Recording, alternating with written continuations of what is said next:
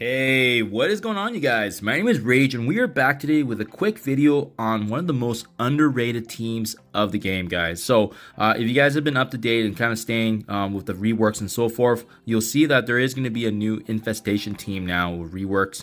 But as well, this is going to be really crazy, guys. It further solidifies one of the most underrated teams in the game, especially if you're starting out as a new player. But as well, even if you're in the mid game, even if you are in the end game like myself, you're going to find that this team has easily rocketed to the top of teams, especially when, funny enough, they're actually part of another team as well. So, they are the cornerstone of how we started the game, but it's great to see that each of them have translated to different teams that actually have value in the end game. So who am I talking about? Guys, I am referring to the Wave 1 Avengers.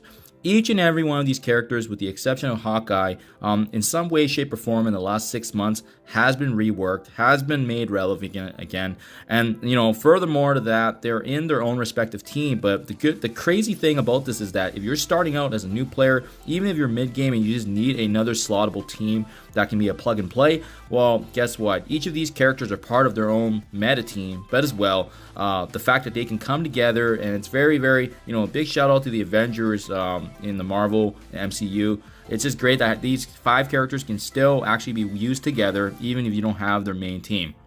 And especially with the reworks to Black Widow, guys, she's going to get a ton of love and an additional stat boost, so forth, that's going to be made relevant again, especially now that the other 4 characters that I'm mentioning here, being Thor, Hulk, Captain America, and Iron Man, all made relevant thanks to the rework. So I'll start from top down, guys, and discuss how we can actually achieve or unlock them as well, their value. So first and foremost, Thor, probably the least relevant in terms of the actual teams that are being important in terms of unlocking Apocalypse, Dark Dimension, so forth. But having said that, he still remains a very important piece of the Heroes as Guardians. Their war team is absolutely devastating to face if you're up against them, even despite them being on defense. But as well, Thor and his Heroes as Guards are very, very important if you're going through the War Scourge. Unlocking Red Hulk, they can definitely help you push further, as well as being part of that Wave 1. It allows you to have more options. But more importantly, I would say the value of him is even, more prominent in the beginning stages when you're unlocking Thor through either the raid store or campaign. His passive abilities, building charges that can synergize with both fellow Asgardian and Wave 1. It just makes him such a versatile character that I had no issues actually utilizing a 7 red on him, and spared no expense on him as well. Because when his ultimate and his passive hits, it's devastating damage to enemies that he faces, and he's just a great all-around character despite his speed reduction. Next up, definitely one of the tankiest characters of the game, especially with the relevant Gamma team. It's Hulk here. He's a great tank. He can do a lot of damage. You can turn him into a striker so he can actually dish out more damage as well. But I like keeping him as a healer because of his sustain, and it just makes him so formidable to take down, especially when you're facing an enemy Hulk with Red Hulk. His passive as well, pretty much prevents him to clear stun every time. It gives him, grants him death proof, regen, so forth, as well as additional armor and Gamma. I just love the fact that all these reworks added much love to Hulk, making him feel relevant again, but as well being part of the Apocalypse unlock and being part of that meta war team. So it's great that we can actually unlock Hulk very, very early just because of the fact that you play the game, and I believe it's through the achievements that you get the shards of him. So absolutely huge. Thor and Hulk easily obtainable right from the get-go. Captain America, so definitely one of the more recent reworks, and I love it because he's made relevant again, but also because he's used in a multitude of game modes. He can be utilized versatility wise in raids, war, and as well as even Cosmic Crucible. But the fact that he grants energy, defense up, I believe you were actually granted this character right when we start the game too, so you're gonna have Captain America right from the get-go, and just to know that he's relevant, just to know that you're able to invest in him fully, and that he's gonna be actually useful in the end game is a huge sigh of relief in terms of just the investment that you'll be placing. Even right now for the incursion raids, his fellow Rebirth team, absolutely huge and must have just to be able to get through the nodes. We're doing difficulty 1.3 and definitely can't get it done with any other team other than Rebirth. And his synergy, like I said, not just with his Rebirth, but as well with the Wave 1, being able to strip away positive buffs with his ultimate, granting energy, defense up, And again, guys, just a great slotting character, especially with special now where he does actually has the ability to cleanse when he's up against his fellow allies here, and being able to making sure that it only does apply to Rebirth, but the taunt, the defense up, immunity, that still applies to all of his allies and energy, and that's absolutely huge, especially when you're starting off with a starter team. It's going to pay dividends in the long run.